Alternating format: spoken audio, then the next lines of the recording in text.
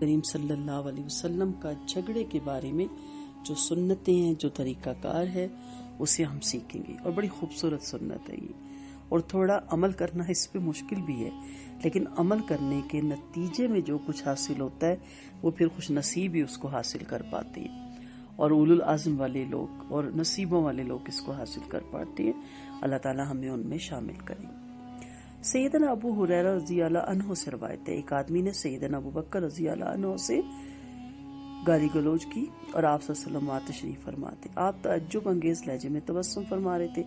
جب وہ حد سے گزر گیا تو سیدنا ابو بکر رضی اللہ عنہ نے اس کا جواب دیا تو آپ غضبناک ہو کر وہاں سے چل دیے. تو سیدنا ابو بکر آپ صلی اللہ علیہ وسلم سے ملے اور یہ گفتگو ہوئی. ابو بکر رضی اللہ عنہ نے کہا، اے اللہ کے رسول صلی اللہ علیہ وسلم، جب تک وہ شخص مجھے گالی گلوچ کرتا رہا آپ تشریف فرما رہے، اور جب میں نے اس کی ایک بات کا جواب دیا تو آپ غضبناک ہو کر اٹھ کے کھڑے ہو گئے.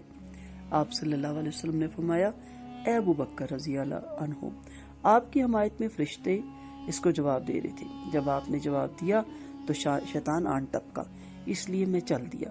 اے ابو بکر رضی اللہ عنہ، 3 چیزیں حق ہیں. اب یہ 3 چیزیں غور سے سننے والی ہیں.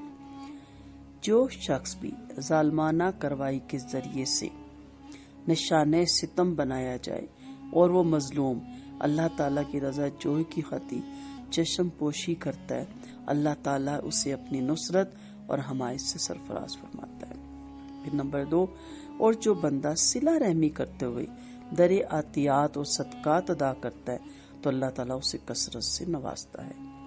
اور جو آدمی مانگنے کا دروازہ کھول لیتا ہے تاکہ مال کی فراوانی ہو تو اللہ تعالیٰ اس کے مال کی قلت میں اضافہ فرما دیتا ہے. آپ صلی اللہ علیہ وسلم کا فرمان ہے، 2 نام بازوں نے جو بھی کہا ہو اس کا بوجھ آغاز کرنے والے پر ہے، بشرطیہ کہ مظلوم ہاتھ سے نہ گزرے. اب دیکھتے ہیں اس کا اہم نقطہ. یہ حدیث اس انسان سے اس قدر بدلہ لینے کی اجازت دیتی ہے جس نے برا بھلا کہنے میں یا اذیت ناکی کی ابتدا کی ہے، نیز اس پہ بھی دلالت کرتا ہے کہ اس کا گناہ آغاز کرنے والے پر ہے. وجہ یہ کہ جواب دینے والے نے جو کچھ بھی کہا یہ اس کا سبب بنا تھا. ہاں، یہ اس وقت ہوگا جب جواب دینے والا گفتگو میں اذیت رسانی سے تجاوز نہ کرے.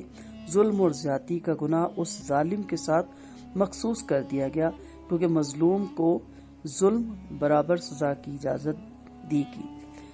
ارشاد باری تعالیٰ ہے، برائی کا بدلہ برائی ہے مثل اس کی جو معاف کر دے اور صلح اپنائے، وہ اللہ سے اجر کا مستحق ہے، بے شک وہ ظالموں کو پسند نہیں کرتا.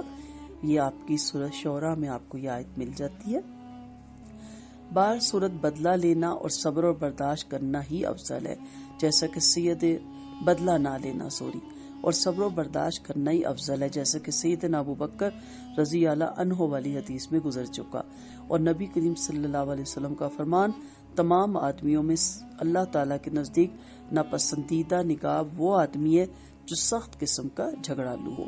تو مطلب کیا ہوا کہ وہ شخص اللہ تعالیٰ کے نزدیک سخت ترین قابل نفرت ہے جو اپنے بھائی کو مغلوب کرنے کے لیے لڑتا رہتا ہے. جھگڑنا دراصل یہ ہے کہ ایک آدمی دوسرے کی بات میں اس لیے تانازنی کرے اور خلل انداز ہو کہ اس بات کرنے والے کی تحقیر اور اپنی خوبی دلگیر کا اظہار کرنا مقصود ہو اور کوئی غرض نہ ہو. اس سے ہمیں پتہ کیا چلتا ہے؟ سمپل ایک حدیث میں نے کوٹ کی، بہت اس کے بارے میں حدیثیں ہیں.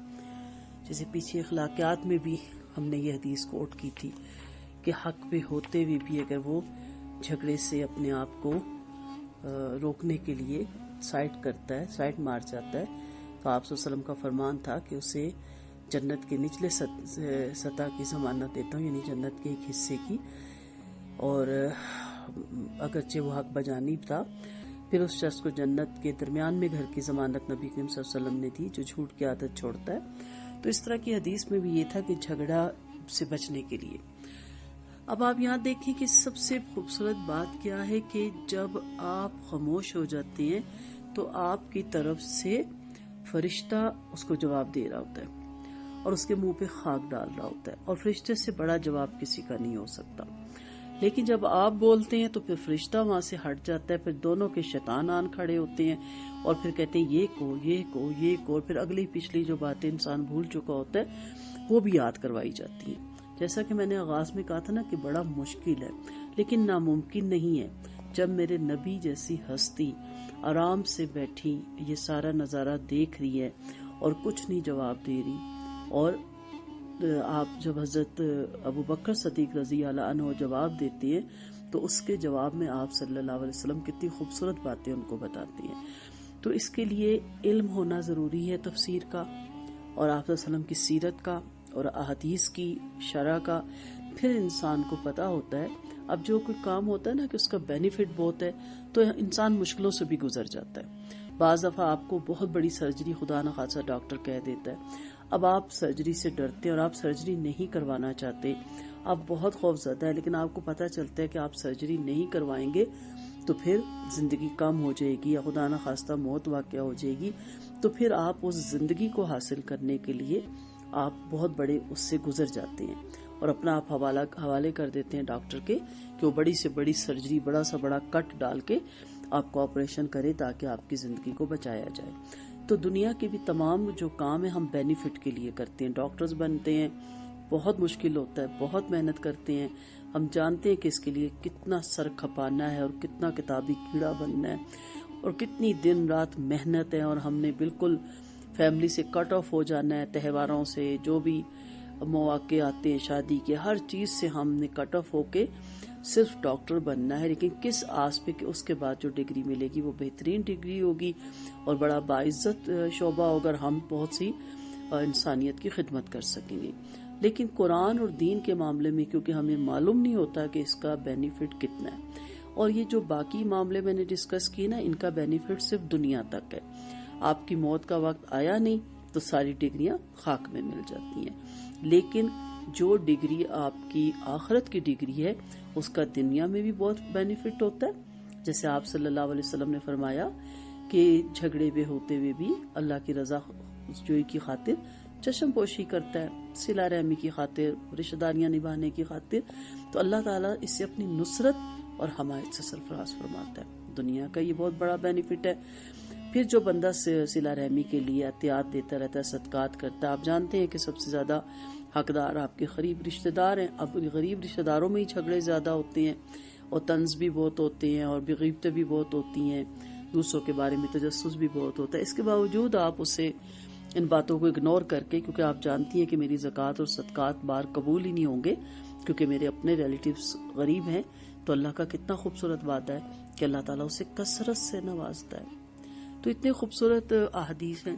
تو یہ تو دنیا کے معاملے ہیں، لیکن جو میں نے پچھلی کلاس میں کوٹ کی تھی حدیث نبی کریم صلی اللہ علیہ وسلم کی، کیا آپ کا فرمان ہے، یہ سنن ابو داؤد کی حدیث ہے کہ میں اس شخص کو جنت کی نچلی سطح کی ضمانت دیتا ہوں جو جھگڑا نہیں کرتا، گرچہ وہ اس میں حق بجانب تھا۔